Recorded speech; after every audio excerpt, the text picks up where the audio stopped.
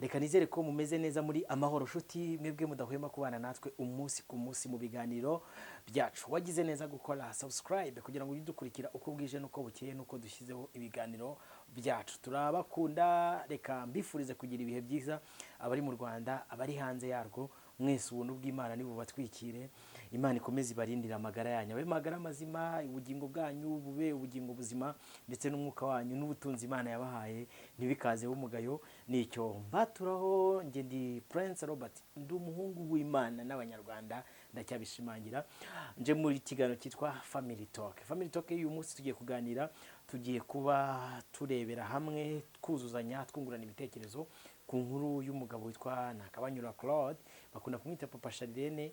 Mwabonye ko inkuru ze zaje hano ku mihanda, maze kumva ikiganiro cyose ndakirangiza cy'inkuru ye ivuga ukuntu nyuma yaho uwitwa Mama Sharirene rwose amfatiye umwanzuro wo kumwikuraho cyangwa se kumwanga, kumubenga, akadukoresha iryo jambo, kuko buriya umuntu iyo afashe umwanzuro akaza no kumbuga nkoranyambaga avuga ati ngewe sinzongera kubana n'uyu mugabo, nafashe umwanzuro, ndetse n'imico ye n'imigenzereze ye ukabona ko hari decision zindi yafashe. Murabizi ko uyu mubyeyi ni umusitari. Iyo rero ufite umugore w'umusitari cyangwa se umugabo w'umusitari, already nawe uri umusitari. Ubu nka madamu wanjye abyutse mu gitondo akaza agakora ikiganiro rimwe gusa, nawe yahita agera ku rwego ndiho. Ni uko isi bayubatse. Niyo mpamvu mwabonye umugabo wa Solange yaje agatanga ubuhamya rimwe gusa once, ebana nawe agahita agera kuri standard y'umugore we. Niko biba bimeze. Kandi donc ahangaha bahita ku mihanda, bahita ku mihanda. Nakurikiranye inkuru rero y'uyu mugabo mera mu gutangira kwayo mu kusoza. Ni umuryango uri gutanga ubuhamya ko umwe mu bavandimwe bawo yaje gushakana cyangwa se gushyingiranwa mu bwemerane bwabo na Papa Sharirene cyangwa se Claude.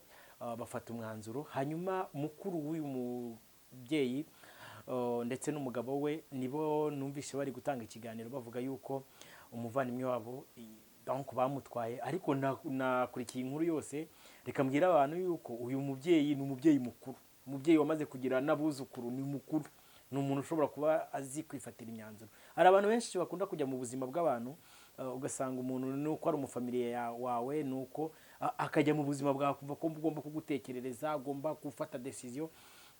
Mfite abantu bo muri family yanjye kwigeze kuburana, ari ibintu runaka turi kudiskita. None umubyeyi umwe afite imyaka 40, ariko undi umukurikira umuri inyuma afite imyaka 30. Ariko ngo kubera ko afite imyaka 30 akaba afite imyaka 40, ngo ni umuvandimwe, ngo agomba kumufatira decision, ngo ibikorwa byose agomba kubikora. Ariko mu by'ukuri iyo umuntu yamaze gukura akagera ku rwego yifatira decision ze, umuntu watangiye kugira abuzukuru, umuntu watangiye kugira abana, akaba yafata umwanzuro, ni uburenganzira bwe gufata decision akaba ategeye kubana na kanaka. Iki kintu rwose wa muryango we wahagurutse nguje ngo kuvuga ko umuvandimwe wawe ngo bamutwaye, rwose izo ni decision ze, kandi umuntu agira umutima nama we umuhitiramo icyitwa ikibi n'icyiza. Niba umuntu yafashe decision akavuga ati ngiye kubana na kanaka, mwe rwose gukora ingerance mwinjira mu muryango we, iki kintu ntago ari cyo. Ikindi cya kabiri, kuba ngo barabahisha ubukwe cyangwa se ngo baranze gukora ubukwe, ni decision zabo nabwo, ni decision zabo nabwo. Kuko none se reka mbabaze ko mubizanye mu itangazamakuru, ubwo bukwe butabaye, mutekereza ko nk'umuntu nka Papa Sharirene uzi imihanda y'inaha yari kubemerera kuza gushyira ubukwe bwe ku karubanda, ko mwatangiye kumuvuga atari ubukwe yakoze? Ubwo buza kuba ubukwe bwakozwe byari kugenda gute? Ni decision zabo bafashe. Ikindi cya kabiri, hari igihe abantu bahambira abantu bakagumya kubahambira ku bandi, nimukabuza abantu uburenganzira bwabo. Impamvu bivuze ni iyi: muragira ngo umuntu azabure isi abure n'ijuru, umuntu ababare mu isi ababare no mu ijuru. Rero umuntu niba yafashe decision akavuga ati ngiye mu myanzuro yanjye y'ubuzima bwanjye n'icyerekezo cyanjye mfashe ibi ngibi, sibyo? Rega dore uyu munsi dufite ikibazo gikomeye kandi gikomereye abantu benshi cyane. Abantu benshi ntabwo baramenya gutandukanya icyo bita itorero rya Kristo n'idini. Niba umuntu uri mu idini runaka, ADPR, Katolike, Isilamu, Adventiste, afashe decision, sibyo, akavuga ati ngewe reka nifatire umurongo w'ubuzima bwanjye, nta mpamvu zo kumwinjirira mu buzima. Rwose ingerance vitale ntago ari sawa, kwinjira mu buzima bw'umuntu ntago ari byiza. Rero decision ze yafashe, ni uburenganzira bwe bwo kuba yatereta umuntu runaka bakibanira, bakora ubukwe batabukora. Ikindi cya kabiri nakurikiranye, nyine Claude yaricaye amenya amakuru y'uyu mugabo uri gutanga ubuhamya, nk'umuntu ushobora kuba n'akazi akora kabimwemerera, amenya ko nyine ukora akazi k'ubutinganyi nk'uko wabyivugiye. Ni uburenganzira bw'umuntu guhitamo inshuti ye, ni uburenganzira bw'umuntu guhitamo. Buriya abantu babyumve neza, iyi si yacu tugezemo, isi yacu tugezemo ntabwo ari nk'isi ya kera abantu bahambadikaga. Uyu munsi umuntu birashoboka ko ashobora gufata abavandimwe avukana nabo akavuga ati nimwumvire mu buzima, akarema abandi bavandimwe bashyashya batanavukana, kandi abo bavandimwe bakamubera abavandimwe kuruta abo bavukana nabo. Uyu munsi isi yacu niyo reality irimo, ni ukuri pe. Ubu dufite abantu b'abafamiliye batanifuza ko twanatera n'intambwe, baturoga umunsi ku munsi. Rero uwo muntu hari igihe biba ngombwa ukamukura mu muryango wawe, ugafata decision y'umuntu akaba inshuti yawe mutanavukana. Rimwe ngiye nk'ubu mfite abantu b'inshuti zanjye z'akadasoza tutaranabona na visa ngo twicarane amaso ku maso, ariko umutima wanjye n'uwabo ugateba uterera mu wabo, dukundana kandi turi inshuti, turi abavandimwe. Ubuzima bwanjye buzi ndi inshuti ye nawe ari inshuti yanjye, kandi imyaka 5 ikaba ishize uwo muntu turi inshuti. Rero kuba Claude yarabakwiye mu buzima bwe, mumuvire mu buzima, mumuvire mu buzima, mumuvire mu buzima. Ntago abashakamo, mwikuye system mujya gutega amatike n'iki byose, ntago abashaka mu buzima bwawe. Niyo nayo mpamvu yaramba n'uyu muvandimwe wanyu, impamvu adashaka kubabwiza ukuri no kubereka ibintu, nuko abizi neza nyine ko muzamubuza. Muri kuvuga ngo arapfushije ngo none aje gushaka, si uburenganzira bwe se? Areke gushaka se. None se wa mugabo wowe uramushakana n'umugore wawe? Niba afite agahinda yarakucukije, abana barakuze, mureke yishakira umugabo. Ikindi Claude mama Charlene yaramukwebye amubwira ko atamushaka mu buzima bwe, neza azasaza atyo, asaza atyo. Tujye dukora senteze twanarize. Hari inkuru abantu bazana hano ku mihanda ukabona ko nta kintu kirimo, nta kintu kirimo. Tujye tuba clear, umuntu afite choice ye, afite uburenganzira bwe bwo gufata umwanzuro. Ubwa mbere papa Charlene ubukwe bwe murabizi mwabwiciye hano ku mihanda, burarangira. Murabizi ko yari yashatse, yagiye gushakana n'undi. Nese ubwo ari kongera gukora irindi kosa ryo kongera kujya gukora ikintu, akaza kongera kugipibiriya hano muri public, abizi ko mu kirangiza. Niyo mpamvu yavuze ibintu bye abishyira ku murongo. Ndagira ngo mbabwire ko n'ubukwe bwe bwanabaye mutazi n'igihe bwanabereye.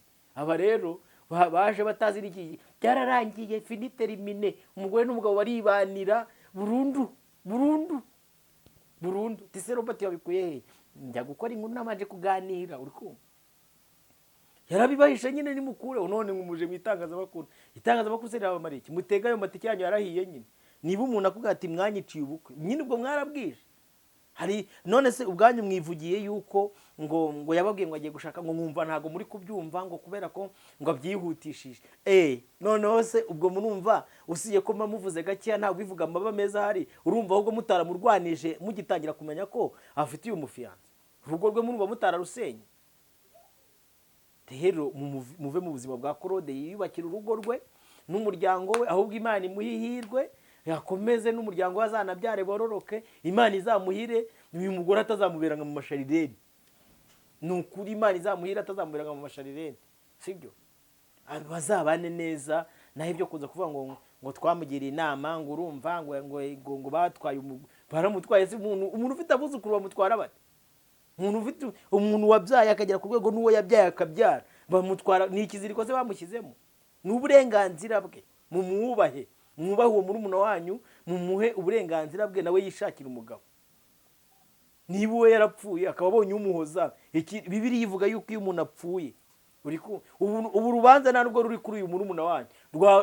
Papa Charlene ari umukristo niwe nyawe, ukuri niwe rwaba ruriho. None murumuna wanyu muri kubigendaho ngo ni iki kuretse iyo muza kuba mumushinza ko ari we wishe umugabo. Ariko niba muvuga ngo umugabo yarapfuye, afite uburenganzira bwo gushaka. Nese muracyamumuhambiraho gute? Ngo abana be ngo nago bari kubyumva. Abana nabo bafata. Nese uwo mwana we ko yagiye kubyara akajya gushaka, ntiyagiye kwishakira we mugabo, ni umurongo we nawe yahisemo. Mureke umuvandimwe yiyubakira urugo, mureke umuvandimwe yiyubakira urugo. Ayo ni amatiku. Ikindi reka mbwire abantu badukurikiye, ibintu biri kugenda bigera iwa Ndabaga, cyane cyane abanyafurika bacu b'inaha iwacu i Rwanda. Kera ibintu by'ubugambo n'ubujarwa byabaga ku bantu baba tudahuje imiterere n'intuza. Ariko uyu munsi ibintu byarakomeye, abagabo ni basigaye ari injajwa. Kubona umuntu w'umugabo ajya kuri codinga mugenzi we ibyo baganiye akabizana kuri kamera. Ariko muzi kuri coding, kodi zanyu zirindwa mubi. Umuntu w'umugabo muraganiriye, ubyo muganiriye urangije ubizanye kuri kamera, nta burenganzira guhaye. Ese muzi ko bihanwa n'amategeko?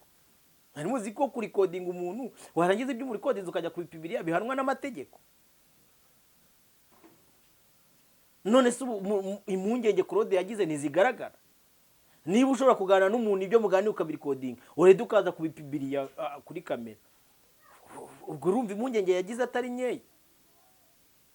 Wabona niba ngiye bagushinze atanakubeshyera, niba yarikoreye ubushakashatsi mu mbonizi akabona ko ibyo kandi ikigaragara ukoze ikintu nk'iki ngicyo gufata ibintu umuntu yavuganye n'umuntu akaza kubipibiriya en public n'ibindi yaba yabikora. Rero mumuveho, mumureke yubakira umuryango we, mumureke aba amahoro rwose. Twige kuba abantu b'abagabo. Kubona umuntu w'umugabo wuzukurura uravuga kuri mukuru w'uwo mugore bivuze ngo uri umuntu mukuru w'imyaka 40 50 aza kuri kamera akaza kuzana ibyo ari codinganye n'umuntu ahabona ngo nguzanye inkuru. Murangije murajijisha ngo nimushaka kugaragara, ariko nuba mundi aho mwakoreye ibiganiro n'ikibyisha inyuma nacyo kirazwi, murazwi. Rero mureke Claude yiyubakira umuryango we, muve mu buzima bwa murumuna wanyu yarabiyamye. Bira nibyo bita kwiyama umuntu akakuba ati mvira mu buzima, bigumya kundandaho, bigumya kungendaho, reka niyubakira ibyanjye nishya nzashye. Ufite urugo rwawe nawe reka yubaka urwo. Ubuze urundi rugo mutagiye kuvugiriza induru nta n'amezi 2 urashira, muri abavandimwe nyabaki. Nimuvandimwe wanyu ashobora kuba ari impamvu yabakuyemo, muri kumwihomaho ngo bigende gute. Avuye muri Amerika mukoza amanama arenze 1 2 3 muvuga yuko mudashaka yuko ashyingirwa hakiri karagiye gutabana, arabakwepye arabihoreye ibintu byanya bibakuyemo, mumwomye inyuma. Muraje bamwe mugiye gutega muri kumuneka. None niba ushobora kuneka umuvandimwe ugatega utazi ngo hari ibintu uje kureba, hari n'ikibazo tout simplement. Rero mureke umuvandimwe wanyu yubakira urugo, nta kintu kimuboha. Umutware we yaratabarutse, Claude nawe ibye turabizi, n'uyu mugore we Nyiramabuno murabizi ibye. Rero mureke umuntu w'Imana yiyubakire urugo. Rwa mbere mwararushenye, murabizi hano ku mihanda ukuntu byagenze, muraruhirika.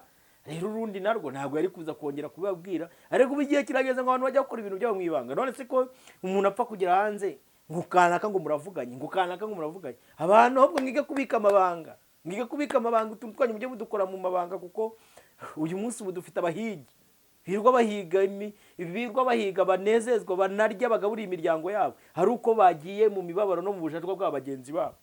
Abantu mwiga kubika amabanga yanyu, kuko uyu munsi ibintu birakaze, wa mwana wa wundi ngo ibintu birakaze. Rero Claude mumufashe hasi mu muhamahoro, n'uburenganzira bwe bwo kuba yashakana n'umuntu bakabana, ntago azasaza kuriye. Claude ni umwadeperi, kandi adeperi ni idini ryiza nk'andi madini. Rero umuntu w'umunyedini afite uburenganzira bwo kubaka undi muryango, n'uburenganzira bwe. Ibintu byo kumugendaho no kuza mukurikirana ngo ubwo rero mwaprofise kubera ko ari Claude uri umustar uzwi, muhise muza kumuvuga ku mbuga nkoranyambaga. Yaramaze ko yarabahisha ibintu byabo. Claude mwibanire, muba mu mahoro, mumerane neza, mubyare mwororoke, musagambe, Imana iguhoza amarira. Nibishima nuyisaba imbabazi ikaguha imbabazi, nishinzwe gutanga imbabazi izakubabarire no mu ijuru uzajyeyo. Niba yaguhaye imbabazi, ibyo ni uburenganzira bw'Imana, niba bishinzwe twe ntago tubizi. Cyokoza Paulo hari kijambo ry'Imana bivuze, ariko abantu bazajya birirwa basenya imiryango. Ubundi urumva uzasenya umuryango ufite imyaka 30 ubeho kugeza ku myaka 70, umuntu w'umugabo cyangwa se umugore amenyeye kurongora ayazaba hose atuba ku rugo. Mubabohe n'ubundi umuntu abura umunezero hano mu isi awubure no mu ijuru. Mubabohe ngo idini ngo ryarababoshye, idini nakeza karyo, yubakira umuryango rwose. Muvandimwe, tuzaragushyigikiye, tuzaragusengera. Hanyuma ibindi ibyitorero ryo rifite ba nyiraryo, rirata bose. Abantu bari mu itorero bafite gahunda zabo, ariko ibintu byo kuvuga ngo umuntu yaduhishe ngo yanze gukoresha ubukwe aramaze. Turi kwizirika umukanda muri iki gihe, kurya n'imibare n'iki byose, ngo ajye kwigwa sesagura ngo arakoresha ubukwe bw'ikizi bw'iki. Ubwo mwashakaga rero kujya kuzara amafuteji nkamwe ba Vestina nabande yose mu byo mucuza kuri kamera. Bye. Ibiganiro byacu nakagaruka. Ciao.